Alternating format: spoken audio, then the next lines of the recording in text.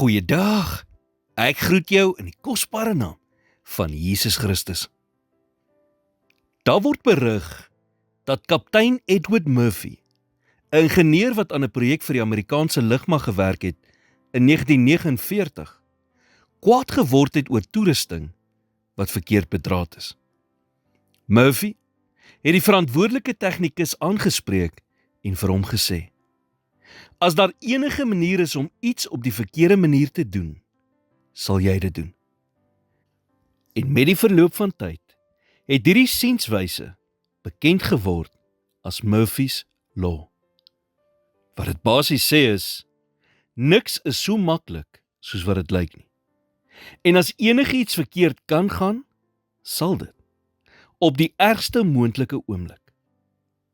Hoe negatief is hierdie siening nie? Inteendeel dink ek dat bitter min mense die lewe sal geniet as hulle volgens hierdie sienswyse leef. Want omdat hulle altyd die ergste verwag, sal die ergste altyd na hulle kant toe kom.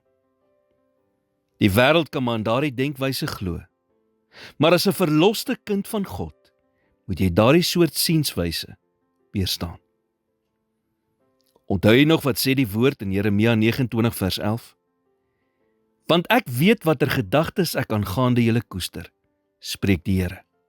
Gedagtes van vrede en nie van onheil nie, om julle 'n hoopvolle toekoms te gee. So in plaas daarvan om te sê, niks is so maklik soos wat dit lyk nie, en as enigiets verkeerd kan gaan, sal dit, sê eerder, as enigiets kan regloop, sal dit.